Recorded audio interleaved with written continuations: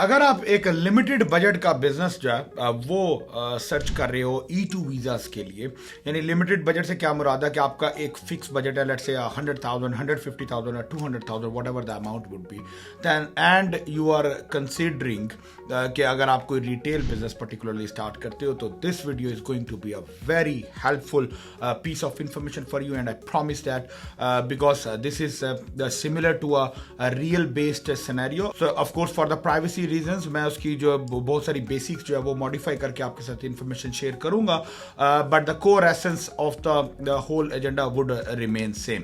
So let's start and understand a real case based scenario with regards to the E2 visas, E2 investments and the business operations. So let's say hypothetically let's take an example for a retail store for this business.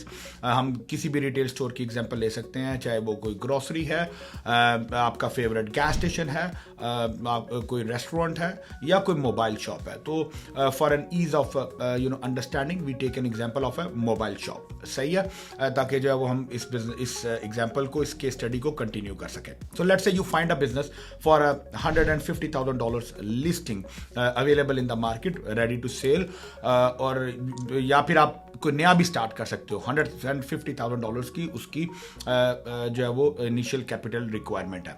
तो we are taking an example of buying an existing business. सही है, तो एक available business था, $1.5 उसकी price थी, and you are considering that business for your E2 perspective. So let's assume in this example के जो इन्वेस्टर का बजट है दैट वाज $180,000 के $180,000 उसका कंप्लीट बजट था for a whole project, and 150,000 की हमें लिस्टिंग मिली. तो इट लुक्स लाइक ठीक है, it falls within the budget, right?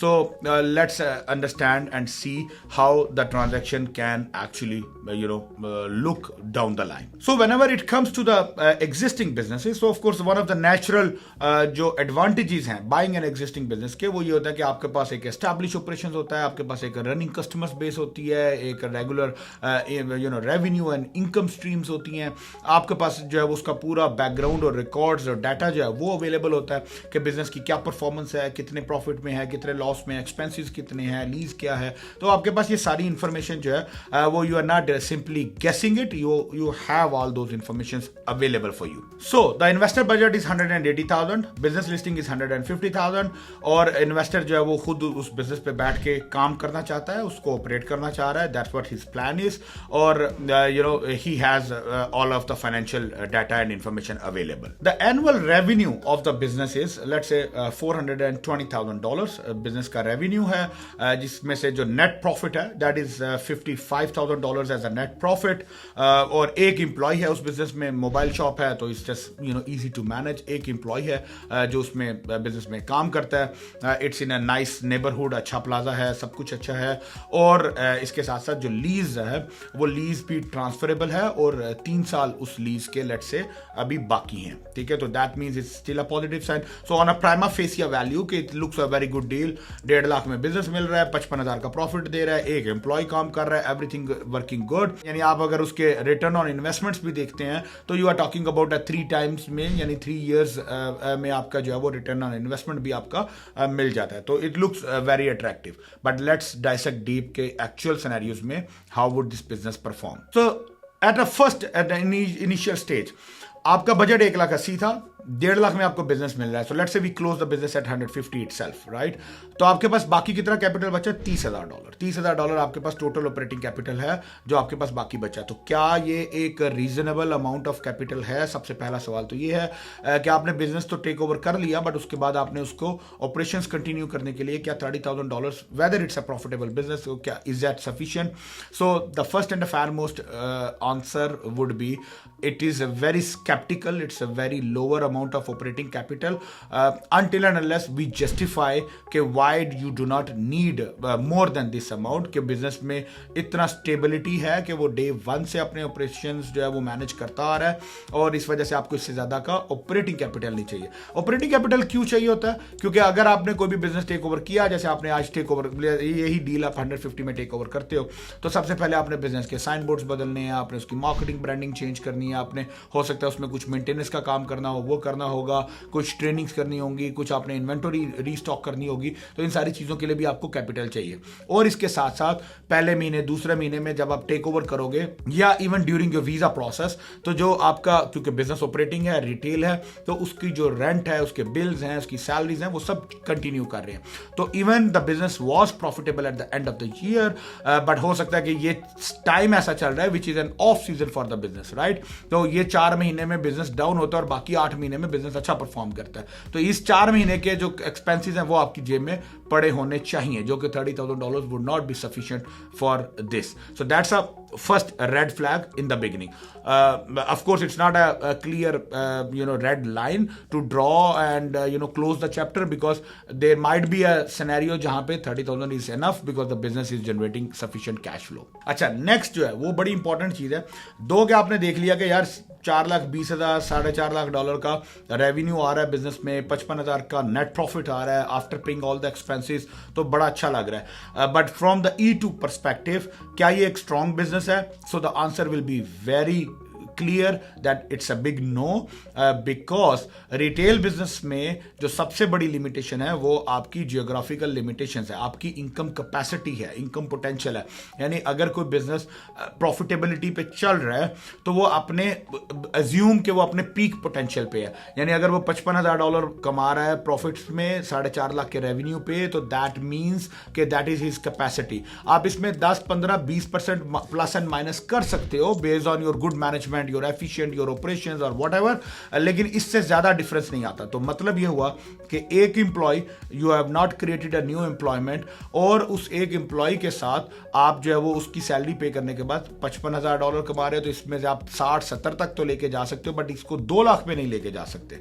सही है। तो इस वजह से इसमें ग्रोथ पोटेंशियल नहीं होगा। तो जो E2 का जो मार्जिनैलिटी टेस्ट है वो इसमें फेल होने के चांसेस हैं until and unless we fix that issue during the preparations। अच्छा, अब हम जो है वो मार्जिनैलिटी टेस्ट की बात कर लेते हैं कि चूंकि एक एम्प्लॉय है और उसके बाद $55,000 का रेवेन्यू आ रहा है, तो इसका मतलब है कि अगर ऑनर ने खुद बैठ के ऑपरेट करना है, तो now there are 2 possible options, इधर owner and employee both continue into the business, या ऑनर एम्प्लॉय को रिप्लेस कर देगा। यानी वो जो एम्प्लॉयमेंट थी वो फारिग हो जाएगा, वो चला जाएगा, और उसकी जगह पे ऑनर खुद से बैठ के सुबह से लेकर रात तक काम करेगा। सही है।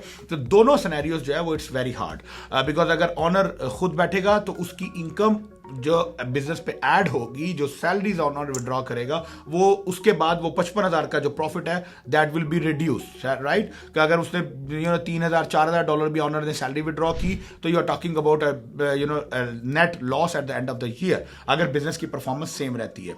Until and unless you again prove कि ऑनर एडिशन के बाद और एम्प्लॉय कंटिन्यूटी के बाद बिजनेस की परफॉर्मेंस इंक्रीज होगी, तो that's a place where the actual role will come into the picture. तो इस चीज को ओवरकम करने के लिए आपको क्या करना पड़ेगा कि आप इसमें कोई एडिशनल सर्विसेज, इसमें additional products, additional lines of revenues जो है वो आपको ऐड करने पड़ेंगे। जैसे मोबाइल है तो अगर इसमें रिपेयर नहीं थी तो आप रिपेयर ऐड करो, एसेसरीज नहीं थी तो एसेसरीज भी ऐड करो। इसके अलावा प्रोडक्ट लाइन में जो है वो वेरिएंस लेकर आओ, प्रोडक्ट लाइन एक्सपैंड करो। लेकिन उन सबको करने के लिए भी आपके पास ऑपरेटिंग कैपिटल होना चाहिए ताकि आप इन्वेंटरी और रीस्टॉकिंग जो है वो मैनेज कर सके। Now another important thing is कि लीज 3 साल की तो है, 3 साल में आप उसको ट्रांसफर कर लोगे and you should be good. तो आपको जो एक इंपॉर्टेंट चीज चेक करनी है, क्या वो लीज ट्रांसफरेबल है, क्या लीज में आपके पास गारंटर मौजूद है, बिकॉज लीज में यहाँ पे गारंटर होना बहुत जरूरी है, इट्स वेरी इंपॉर्टेंट। तो you need to have a guarantor to transfer the lease on your name.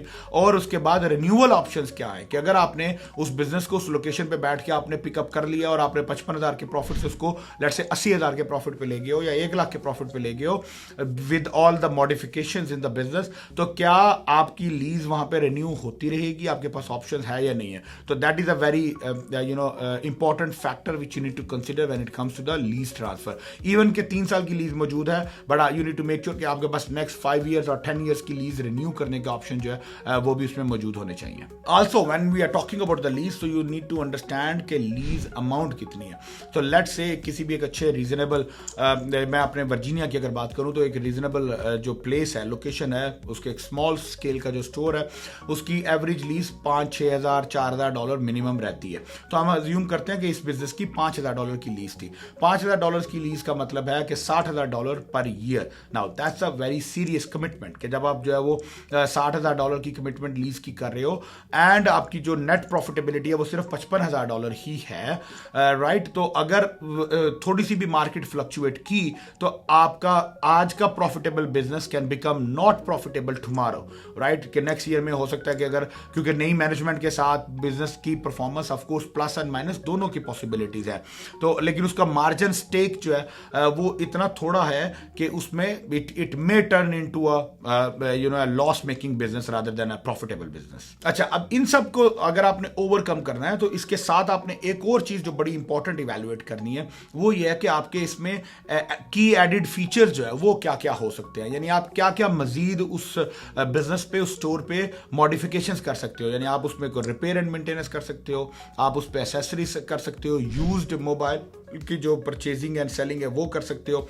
Electronics की आइटम्स साथ ऐड कर सकते हो, आप उसमें ई कॉमर्स फीचर्स ऐड कर सकते हो, आप बिल पेमेंट सर्विसेज ऐड कर सकते हो, मेल बॉक्स सर्विसेज ऐड कर सकते हो। तो आपके पास ये तमाम फीचर्स आपने एनालाइज करने हैं कि उस लोकेशन पे, उस मार्केट से, उस लीज की परमिशन के हिसाब से क्या क्या ऐसी पॉसिबिलिटीज हैं जो आप उसमें मजीद ऐड कर सकते हो, जो कि आपका रेवेन्यू इंक्रीज करने में हेल्प आउट करेंगे। और यही वो सारी चीजें हैं जो कि आप जब इन सारों को इवेल्युएट करोगे तो वो जो इनिशियल स्टेज पे हमें सिर्फ टॉप लाइन पे बिजनेस नजर आ रहा था कि 4,20,000 की रेवेन्यू है, 1.5 लाख का उसकी वैल्यू है और $50,000 $55,000 का प्रॉफिट है, तो अब आपने ये सारी चीजों को दोबारा से रीइवैल्यूएट करना है कि वो बिजनेस को टेक ओवर करने के बाद आपको उसमें क्या क्या मॉडिफिकेशंस करनी पड़ेंगी, कितने आपको रेवेन्यू इनकम चैनल जो है वो बीच में ऐड ऑन करने पड़ेंगे, क्या आपके पास उनका फंड मौजूद है, उस फंड के अलावा क्या आपके पास बिजनेस के नेक्स्ट 3, 4, 6 मंथ्स के लिए ऑपरेटिंग कैपिटल मौजूद है। आप अगर एम्प्लॉय को कंटिन्यू कर रहे हो और आप उसमें ऐड ऑन हो रहे हो तो क्या बिजनेस में वैल्यू ऐड करोगे जिसकी वजह से आपकी इनकम इंक्रीज हो सके, ताकि वो 2 एम्प्लॉयज को जो है सपोर्ट और सस्टेन कर सके।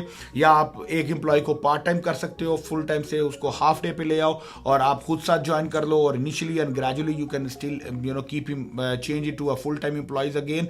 आप इसमें जो है वो ई कॉमर्स का फैक्टर्स ऐड कर दो ताकि आप उसमें home delivery, home pickup service या आप जो है वो online purchasing, buying, selling add कर सकते हो। आप इसमें जो है वो मल्टीपल अदर प्रोडक्ट लाइन जो है वो ऐड कर सकते हो। लीज को आपने रिन्यू करना है, तो ये सारे एड ऑन की जो चीजें हैं ये करने के बाद आप इस पोजीशन में होगे कि जब इन सब को इंटीग्रेट करोगे in your financial feasibility and a business plan, तो before even it goes to the visa officer you will be in a position to see and sustain कि यार क्या ये एक बिजनेस ऐसा प्रोजेक्ट है जिसके ऊपर आपको एक्शन लेने चाहिए, आपको इसको प्रोजेक्ट को कंटिन्यू करना चाहिए, और इट बिकम्स टू मच।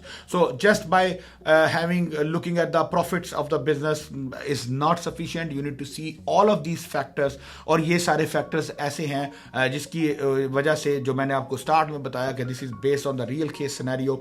मैं एक किसी अपकमिंग वीडियो में hopefully I will tell you even more details कि ये ऐसे इस प्रोजेक्ट को एक्वायर करने के बाद if you do not follow these all the guidelines and you do not consider all of these aspects, so what happen and what challenges the investor face or has faced or you will face in future, कि अगर आपने जो ये सारी जो calculations हैं इनको आप अच्छे से organize नहीं करोगे तो what will happen and what has happened to that one of the investors. So I will hopefully in some upcoming video I'll share that whole details as well. But this is a good movement which I thought I should share with all of my audience, कि whenever you are considering a retail business and for a matter of fact for a service business also, service business में सिर्फ एक जो merit होता है वो ये होता है कि you do not have a lease, heavy amount of लीजेस। आप ऑफिस में से काम कर रहे होते हो, उसकी अमाउंट यूजुअली जो है वो आप स्मॉल स्केल का ऑफिस लेते हो तो रेंट जो है उसका कम होता है,